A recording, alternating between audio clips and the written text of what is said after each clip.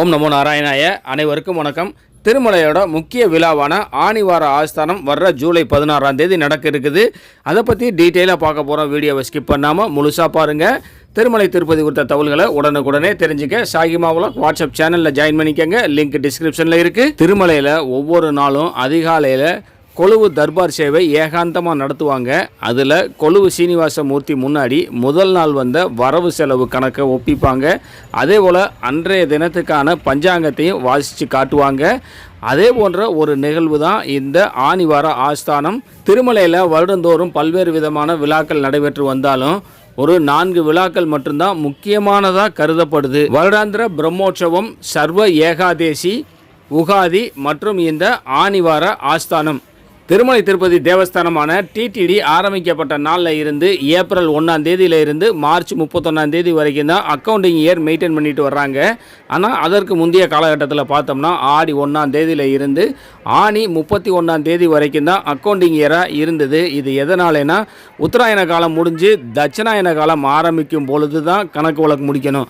அதாவது மேல் லோகத்தில் பகல் பொழுது முடிஞ்சு இரவு பொழுது ஆரம்பிக்கும் பொழுது தான் கணக்கு வழக்குகளை முடிக்கணுன்ற காரணத்தினால இந்த நடைமுறை பின்பற்றிட்டு இருந்தாங்க.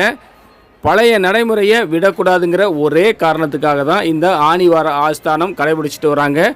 ஆணி வரை அப்படிங்கிற வார்த்தை தான் பின்னால் மருவி ஆணிவார ஆஸ்தானம்னு ஆயிடுச்சு. சூரியன் மீனத்திலிருந்து கடகத்துக்கு போகக்கூடிய நாள் தான் ஆணிவார ஆஸ்தானம். இந்த வருடம் ஆணிவார ஆஸ்தானமானது வரக்கூடிய ஜூலை 16ஆம் தேதி செவ்வாய்க்கிழமை காலையில் நடைபெறும். இந்த ஆணிவார ஆஸ்தான நாள் அன்னைக்கு தான் ஸ்ரீரங்க ரங்கநாதர்கிட்ட இருந்து திருமலை பெருமாளுக்கு 6 பட்டு வஸ்திரங்கள் சீர்வரிசையாக வந்து சேரும். முகலாயர் காலத்தில் ஸ்ரீரங்க ரங்கநாதருக்கு பாதுகாப்பு இல்லைன்ற ஒரே காரணத்துக்காக திருமலையில் கொண்டு வந்து ரங்கநாதரை 40 ஆண்டுகள் பாதுகாத்து வச்சாங்க. அந்த காரணத்துக்காகவே ஒவ்வொரு வருஷமும் ஆடி 1ஆம் தேதி ரங்கநாதர்கிட்ட இருந்து பெருமாளுக்கு 6 பட்டு வஸ்திரங்கள் சீர்வரிசையாக வரும். இந்த சீர்வரிசையை முதல் நாளே ஸ்ரீரங்கம் ரெங்கப்ப நாயக்கர் மண்டபத்தில் இருந்து ஊர்வலமாக எடுத்துகிட்டு போய் ரங்கநாதர் முன்னாடி வச்சு அபிஷேகம்லாம் செஞ்சுட்டு அடுத்த நாள் பெரிய ஜீயர்கிட்ட கொண்டு வந்து திருமலையில் ஒப்படைப்பாங்க. இந்த பட்டு வஸ்திரங்களை பெரிய ஜீயர் ஒரு வெள்ளி தட்டில் வச்சு தலை சுமையாக பெரிய ஜீயர் மடத்தில் இருந்து கோவில் உள்ள வரைக்கும் ஊர்வலமாக எடுத்துகிட்டு வருவார். விமான பிரகாரம் சுற்றி வந்து அந்த பட்டு வஸ்திரங்களை தலைமை அர்ச்சகர்கிட்ட ஒப்படைப்பார். அந்த 6 பட்டு வஸ்திரங்களில் 4 பட்டு வஸ்திரங்களை பெருமாளுக்கு சாத்துவாங்க. ஒரு பட்டு வஸ்திரத்தை மலையப்ப சுவாமிக்கு சாத்துவாங்க. கடைசி 6வது பட்டு வஸ்திரத்தை விஸ்வக்சேனர் பெருமாளுடைய சேனாதிபதியான விஸ்வக்சேனருக்கு சாத்துவாங்க. கோவில் தலைமை அர்ச்சகர் கோவில் சாவியையும் அந்த கஜானா சாவியையும் ஈவோகிட்டையும் ஜீயர்கிட்டையும் ஒப்படைப்பார். அதோடு சேர்த்து பேலன்ஸ் ஷீட்டையும் பெருமாள் முன்னாடியும் மலையப்ப சுவாமி முன்னாடியும் வச்சு சுவாமி கும்பிட்டுட்டு அந்த வருடத்துக்குரிய புது கணக்கை ஸ்டார்ட் பண்ணுவாங்க. ஆணிவார ஆஸ்தானமானது ஜூலை 16ஆம் தேதி காலையில் 7 மணியை போல் நடைபெறும். ஏகாந்தமாக நடைபெறக்கூடிய இந்த சேவையில் சர்வ பூபால வாகனத்தில் ஸ்ரீதேவி பூதேவி சமேத மலையப்ப சுவாமி அமர வைக்கப்பட்டிருப்பார்.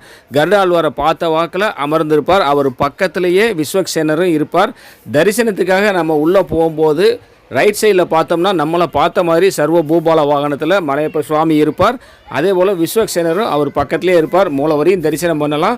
மலையப்ப சுவாமியையும் அதே நேரத்தில் தரிசனம் பண்ணக்கூடிய பாக்கியம் நமக்கு கிடைக்கும். ஜூலை 16ஆம் தேதி காலையில் போனோம்னா இந்த ஆணிவார ஆஸ்தான ஏகாந்த சேவையில் பெரிய ஜீயர், தலைமை குருக்கள், மற்ற முக்கியமான குருக்கள், இஓ, டிடிடியோட வெரி ஹையர் அஃபீஷியல்ஸ் மட்டும்தான் இருப்பாங்க. போன வருஷம் என்னென்ன வரவுகள் வந்தது, எவ்வளவு செலவாச்சு, போன வருஷம் நடந்த திருவிழாக்கள் என்னென்ன, அதே போல் இந்த வருடத்திற்கான பஞ்சாங்கம் என்ன, வேறு என்ன செலவுகள்லாம் வர இருக்குது, எவ்வளவு வரவு வர இருக்கிறதுங்கிறத பற்றி டீட்டெயில்டாக பெருமாள் முன்னாடி வாசித்து காட்டுவாங்க. இதுதான் ஆணிவார ஆஸ்தானம். வாசித்து காமிச்சு முடித்த பின்னாடி பக்தர்களை பெருமாள் தரிசனத்துக்காக அலோவ் பண்ணுவாங்க. அப்போ அந்த இடத்துல இருக்கிற பக்தர்கள்ட்டையும் அங்கே இருக்கிற டிடிடி அஃபீஷியல்ஸ்ட்டையும் ஒரு ரூபா வாங்கி எவ்வளோ ரூபா கலெக்ஷன் ஆகுதோ அதை போட்டு அந்த வருடத்திற்கான கணக்கை ஸ்டார்ட் பண்ணுவாங்க. அந்த நேரம் நம்ம உள்ளே இருந்தோம்னா அந்த ₹1 கொடுக்கக்கூடிய பாக்கியம் நமக்கும் கிடைக்கும். சாயந்தரம் ஒரு 5-5:30 வரைக்குமே சர்வ பூபால வாகனத்தில் ஸ்ரீதேவி பூதேவி சமேத மலையப்ப சுவாமி விஸ்வக்சேனரோட பங்காரு வாக்கிலியிலே அமர்ந்திருப்பார். ஒரு 6 மணியை போல் புஷ்பக விமான சேவை நடைபெறும். புஷ்பக விமானத்தில் மலையப்ப சுவாமி தாயாரோடு அமர்ந்திருப்பார். அந்த புஷ்பக விமானம் கிட்டத்தட்ட 1 டன்னுக்கு மேலே மலர்களால் அலங்கரிச்சிருப்பாங்க. பெரிய விமானமாக இருக்கும். இந்த தேர் பார்க்குறதுக்கு அவ்வளோ அழகாக இருக்கும். மாட வீதிகளில் ஒரு மணி நேரம் 1.5 மணி நேரம் இந்த புஷ்பக விமானம் வலம் வரும். புஷ்ப விமான சேவை பார்க்குறதுக்கு நம்மக்கிட்ட எதுவும் தரிசன டிக்கெட் இருக்கணுன்ற அவசியம் இல்லை. மாட வீதியில் நின்றாலே ஃப்ரீயாகவே தரிசனம் பார்க்கலாம். தாயாரையும் பெருமாளையும் அந்த புஷ்ப விமானத்தில் பார்க்குறதுக்கு அவ்வளவு அழகாகவும் அற்புதமாகவும் காட்சி தருவாங்க. தாயார் மற்றும் பெருமாள் 3 பேரையும் ஒன்றா சேவிக்கணும்னா W1 gate, E1 gate, N1 gate, அதாவது ஒவ்வொரு மாட வீதியும் ஸ்டார்ட் ஆகக்கூடிய கார்னரில் நின்று பார்த்தோம்னா 3 பேரையும் ஒன்றா பார்க்கக்கூடிய பாக்கியம் அற்புதம் நமக்கு கிடைக்கும். மாட வீதி உலா முடிஞ்ச உடனே புஷ்ப விமானத்தை கருட மண்டபத்துக்கு எடுத்துகிட்டு போயிடுவாங்க. தங்க திருச்சியில் தாயாரோட பெருமாளை கோவில் உள்ளர அழைச்சிட்டு போயிடுவாங்க. அன்றைய தினம் கல்யாண உற்சவம், ஊஞ்சல் சேவை, ஆர்ஜித பிரம்மோற்சவம் மற்றும் சகசர தீபாலங்கார சேவை போன்ற ஆர்ஜித சேவைகள் நாளையுமே கேன்சல் பண்ணிவிடுவாங்க. ஆனிவார ஆஸ்தானத்தின் போது திருமலையில் இருந்த அனுபவம் உங்களுக்கு இருந்ததுன்னா கமெண்டில் சொல்லுங்கள். இந்த வீடியோ உங்களுக்கு பயனுள்ளதாக இருந்தால் லைக் பண்ணுங்கள், ஷேர் பண்ணுங்கள். நம்ம சாயிமா விலாக் யூடியூப் சேனலை சப்ஸ்கிரைப் பண்ணி பக்கத்தில் இருக்கிற பெல் ஐக்கானை ப்ரெஸ் பண்ணி வச்சுக்கிட்டிங்கன்னா நான் போடுற ஒவ்வொரு வீடியோவும் உங்களுக்கு நோட்டிஃபிகேஷன்லேயே வந்துடும். திருமலை திருப்பதி குறித்த உங்களுடைய டவுட்டை கமெண்ட் செக்ஷனில் கேளுங்க, நான் பதில் சொல்கிறேன். அனைவருக்கும் நன்றி. ஓம் நமோ நாராயணாய.